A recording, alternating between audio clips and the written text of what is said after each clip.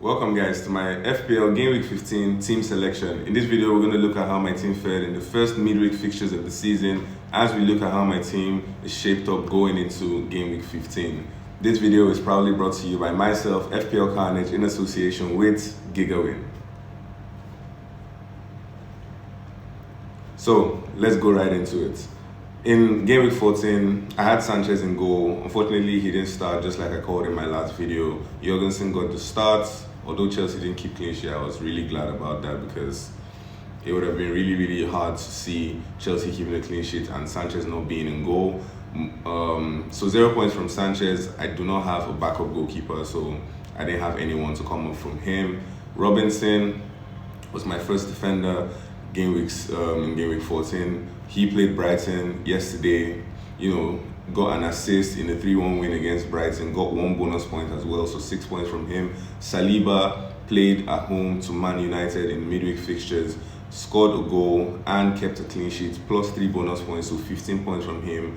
I think this is his best return and possibly his first attacking return of the season so far, so really pleased from him for his return in that fixture. Woodfires came off the bench for Leicester's 3-1 win against West Ham. That's one I need to actually keep an eye on because it was the first, game that Ruud van Nistelrooy was in charge of, and it doesn't look good that your first game, under a new manager, you're coming off the bench. But yeah, 1 point from him. Bukayo Saka, 3 points from him. He was kept quiet in the first phases of the game against United, but he did his best in the second half, just wasn't falling into the right places for him. 3 points from him. Rodgers with a goal, was supposed to be a goal and an assist. Unfortunately, the assist got chopped off. So 8 points from him. 7 points from Cole Palmer. We saw him steal the goal from Christopher Okunku for his FPL managers that, captained him. 7 points from him. Mohamed Salah with 2 goals and an assist. He's just on flying form currently. Has the most points in FPL, just been on prolific form. Almost about 12 double-figure hauls so far, so good this season. Kudos to, FPL managers that left the captain armband on him going into the Newcastle fixture. 18 points from him. 3 points from Semenyo in the game against Tottenham Hotspur. Was just quite unlucky. Could have gotten a couple of assists, but his teammates were a bit wasteful with his passes, so just 3 points from him. And then up front, my captain Erling Haaland got an assist in their 3-0 win against Nottingham Forest as City returned to winning ways. João Pedro got an assist in the game against Fulham. Although he got subbed off early, he managed to accumulate 5 points. So in total, 76 points from my team in Game Week 14. A massive green arrow from 600 to 400k. Really great game week so far. Really, a lot of positives to take from this week. I am really happy with the way my squad is. So let's just look at how my team is shaped up going into Game Week 15. So in Game Week 15, basically, I have the same squad, right? Sanchez, as we've already been tipped by Maresca, is going to return to goal against Tottenham. A derby, it's one that Chelsea have been the more dominant side in that fixture. I do expect Chelsea to come out with a win in this fixture. I just don't know what the chances of a clean sheet are. Tottenham haven't really been, so good. They lost to Bournemouth 1-0 yesterday. They may look to bounce back, although their defensive woes continue as Ben Davies is out, injured. So is Van de Ven and Romero. So it may be another walkover for Chelsea, so to say. But Sanchez is going to be in goal for me. I have Veltman. Hopefully he returns back to the starting XI, right? So he's named as my first defender because if he's not fit, I'll be forced to play Robinson, who is playing against Arsenal. He's on my bench. My second defender is Fulham, Saliba, playing away to Fulham. I think that should be an easy, fixture for Arsenal, although it hasn't really proved to be such an easy fixture. But Arsenal are looking like they're in better form. Defensively, they were able to hold off Manchester United with, 2 of their starting defenders out of the game. I think this should be an easy game, or an easy clean sheet game for Saliba. My third defender is Woodfars.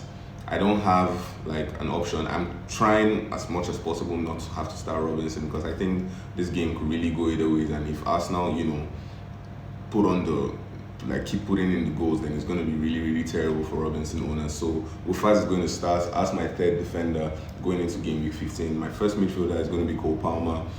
I think he should get something out of this game, really, because Tottenham, with the amount of injuries that they haven't just looked like themselves. They haven't really been playing great football.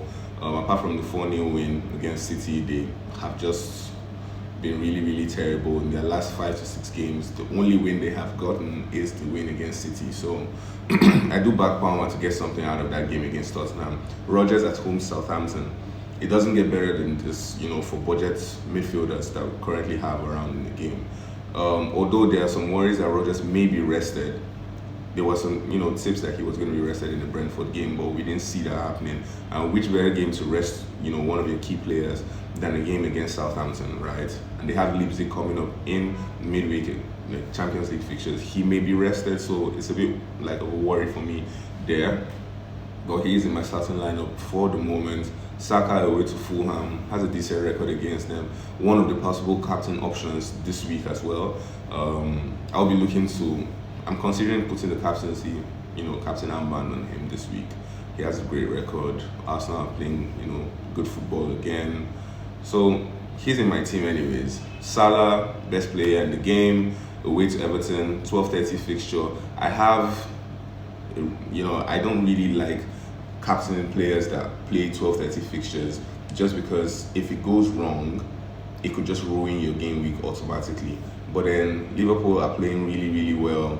Salah has been on terrific form. He has a great record against them, although his record against them away from home during 12:30 fixtures is terrible. But then most of the times you just have to look at form over fixtures, right? And Salah has been on terrific goal scoring and assisting form, so he still is the best captaincy option going into game week 15 in my opinion. And my fifth midfielder is Semenyo. I feel like he has just been really unlucky not to get those attacking returns. He's playing away to Ipswich. Ipswich haven't really considered a lot of goals at home this season. I think they've considered just 4 goals. Like, it's just 2 games that they've considered more than 2 goals in their home.